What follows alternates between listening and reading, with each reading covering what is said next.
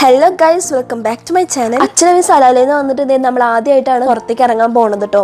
ഒരു ദിവസം നമ്മൾ ഫുൾ റെസ്റ്റ് എടുത്തു. അത് കഴിഞ്ഞിട്ട് പിറ്റേ ദിവസം നമ്മൾ ബഡാബാഗിലേക്കാണ് പോയത്. അപ്പോൾ അവിടെ പോണേട്ട് മുന്നേ നമുക്ക് ടിക്കറ്റ് എടുക്കണം. അപ്പോൾ ടിക്കറ്റ് കൗണ്ടറിലൊക്കെ നിർത്തി ടിക്കറ്റ് എടുത്തിട്ടാണ് നമ്മൾ ഉള്ളിലേക്ക് പോയത്. എൻ്റെ ഓർമ്മ ശരിയാണെങ്കിൽ പെർ പേഴ്സൺ 50 ആണ് ടിക്കറ്റിന്റെ റേറ്റ്. ഇവിടെ എത്തുമ്പോഴുണ്ടല്ലോ അടുത്ത് നിന്ന് കാണുന്നേക്കാളും ആ ടിക്കറ്റ് കൗണ്ടറിന്റെ അവിടെ നിന്ന് നോക്കുമ്പോണ്ടല്ലോ പ്രത്യേക ഫീൽ ആണ് കേട്ടോ. ഇങ്ങനെ അടുക്കി വെച്ച പോലെ നമുക്ക് തോന്നാം. ജയ്സൽമീർ സിറ്റിയിൽ നിന്ന് ഒരു 6 കിലോമീറ്റർ അകലെയാട്ടോ ഈ ഒരു ബഡാബാഗ് ലൊക്കേറ്റ് ചെയ്തേക്കുന്നത്. ബഡാബാഗ് എന്നുള്ള പേര് വലിയ തോട്ടം എന്നാണ് അർത്ഥം വരുന്നത്. പക്ഷേ ഇന്നീ സ്ഥലം ഏറ്റവും കൂടുതൽ പ്രശസ്തമായത് രാജകുടുംബാംഗങ്ങൾക്കായി നിർമ്മിച്ചിരിക്കുന്ന സ്മാരക ചരിത്രങ്ങൾ കൊണ്ടാണ്. ബഡാബാഗിന്റെ ചരിത്രം 16-ാം നൂറ്റാണ്ടിലേക്കാണ് പോകുന്നത്. ജയ്സൽമീറിന്റെ ഭരണാധികാരിയായ മഹർവാൾ ജേത് സിംഗ് ഇവിടെ ഒരു അണക്കെട്ട് നിർമ്മിച്ച് വെള്ളം സംഭരിക്കുന്നതിന് ഒരു വലിയ കുളം ഉണ്ടാക്കി. ഈ ഒരു അണക്കെട്ട് കാരണം സമീപ പ്രദേശങ്ങളിൽ വെള്ളം ലഭിക്കുകയും അങ്ങനെ അവിടെ ഒരു മനോഹരമായ തോട്ടം രൂപപ്പെടുകയും ചെയ്തു. അതുകൊണ്ടാണ് ഈ സ്ഥലത്തിന് ബഡാബാഗ് എന്ന പേര് കിട്ടിയത്. 1530 മഹർവാൾ ജേത് സിംഗ് മരിച്ചതിനു ശേഷം അദ്ദേഹത്തിന്റെ മകൻ തന്റെ പിതാവിന്റെ സ്മരണയ്ക്കായി ഇവിടെ ആദ്യ ഛത്രി നിർമ്മിച്ചു. പിന്നീട് ജയ്സൽമീറിലെ ഭാട്ടി രാജ്പുത് വംശത്തിലെ മറ്റു രാജാക്കന്മാർക്കും ഇവിടെ നിരവധി ഛത്രികൾ നിർമ്മിക്കപ്പെട്ടു. ഓരോ ഛത്രിയും മനോഹരമായ ശില്പകലയും രാജസ്ഥാനി ശൈലിയിലുള്ള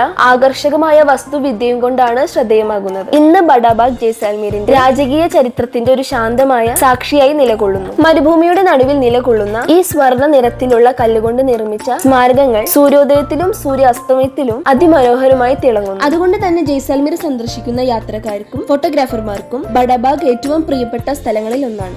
അതുപോലെ നമ്മളും കുറെ ഫോട്ടോസ് എടുത്തു. പിന്നെ നമ്മൾ സൺസെറ്റും കൂടി കണ്ടിട്ടാണ് തിരിച്ചു പോയത്. ഇനി നമുക്ക് അടുത്ത ദിവസം തനോട്മാതയിലത്തെ വിശേഷങ്ങളായിട്ട് വരാം. സോ ഇനി അടുത്ത വീഡിയോയിൽ കാണാം. Bye bye.